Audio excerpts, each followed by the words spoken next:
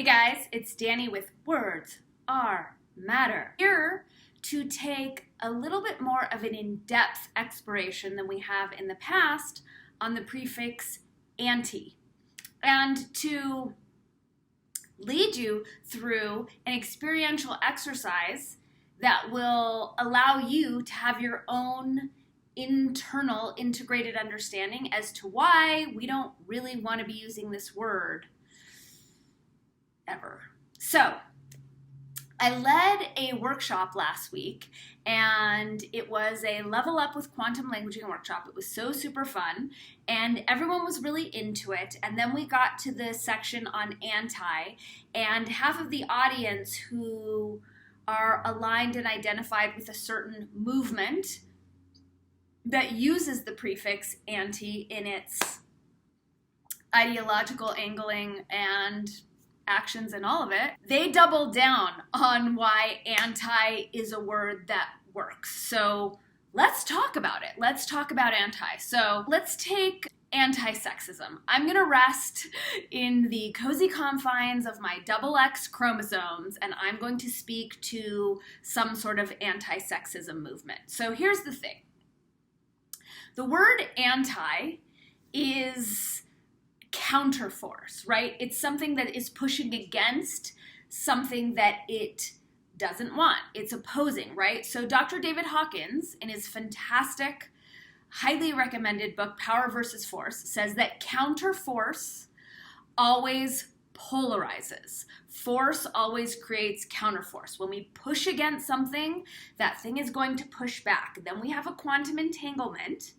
Then we're energetically bound to the thing we claim we don't want, and we're identified with it. So when I claim to be anti-sexist, I'm not only feeding and fueling the construct of sexism by pushing against it with my anti, I am also making it so that I need sexism to exist, to have a mission, to have a purpose, to have existential validity, right? Because this is my definition. I am anti-sexist.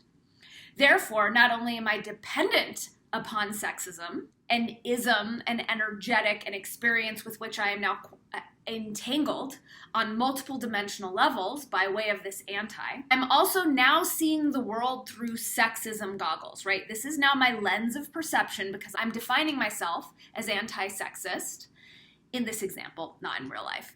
And as I do that, now I'm looking at the world through sexism goggles, and because I am because I am anti-sexist, and I need sexism to have a mission, I'm constantly looking for instances of sexism, and I need instances of sexism to push against to do what it is I'm claiming I'm here to do. When I'm looking through my anti-sexism lens, and I'm on the hunt for instances of sexism to validate my own existence, I'm not going to perceive otherwise neutral events in an objective fashion.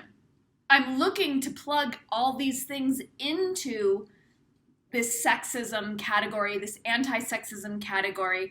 So I'm going to misread, mistranslate, misinterpret so many otherwise neutral things to validate my existence and to validate this otherwise distorted lens of perception through which I'm choosing to see the world and interpret reality. Do you see all the inefficiencies in this? Beyond that, the subconscious mind, which is programmed through language, is extremely literal. So when I say I'm anti-sexism, my subconscious mind doesn't even hear the anti. It just hears sexism, which makes the construct of sexism, the experience of sexism, all the greater and more powerful in my reality construct. But here's the piece where I'm inviting you to drop in for a little exercise with me, is that when I say I'm anti-sexism, I'm invoking sexism. I'm invoking those energies in my body, right? So take the anti-aging marketing sham, right? Anytime we say, oh, I'm trying this new anti-aging product, I am activating the frequencies of aging in my system, and I'm attuning my attention to aging where now I'm looking for it instead of resting in my eternal beauty.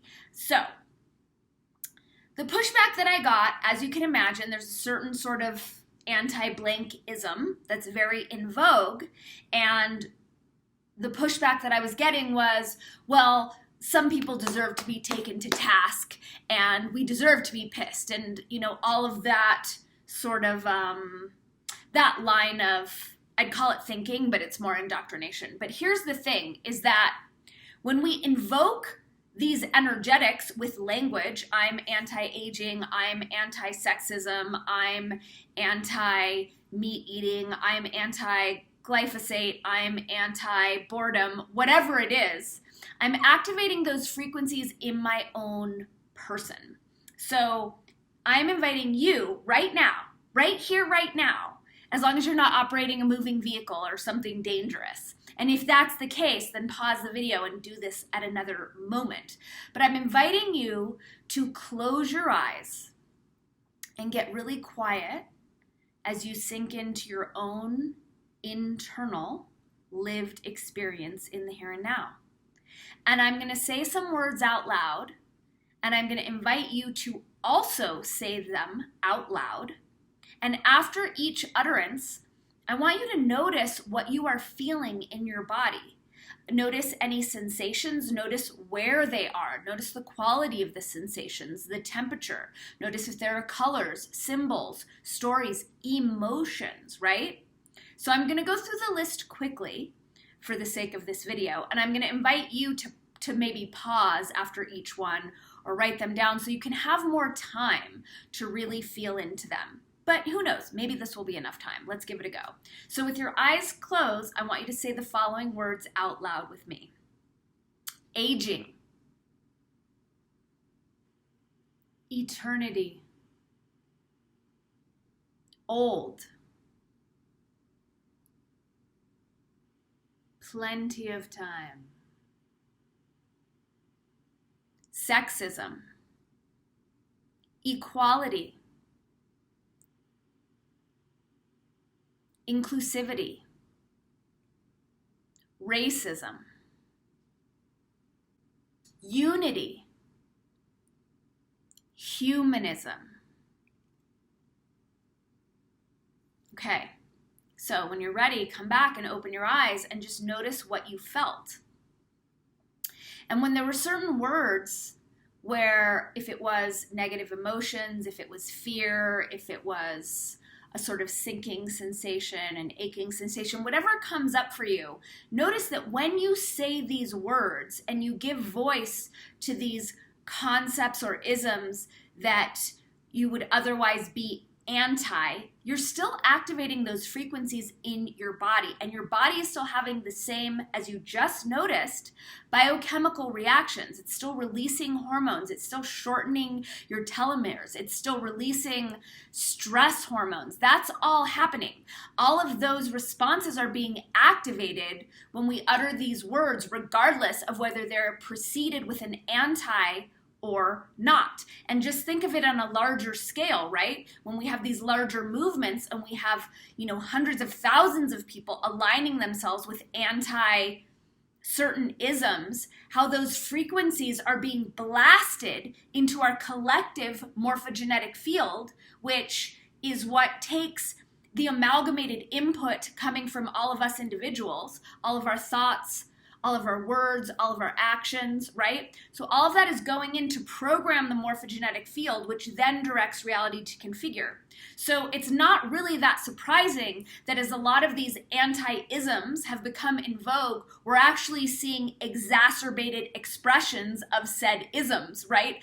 Notice how aligning ourselves as anti-whatever isn't disempowering the whatever, right? It's actually empowering it and feeding and fueling it and making it bigger, as well as taking a toll on our collective, our world at large, and our own internal structure. So pay attention to anything that we are modifying with an anti and anything we are aligning ourselves that is defining itself as an anti, and take note of what is being activated in your system. Notice that that's being activated in the larger collective, and then switch it up. Thanks for paying attention. Remember, every word matters. You are omniscopic amazingness. Have a rockin' day. Mwah.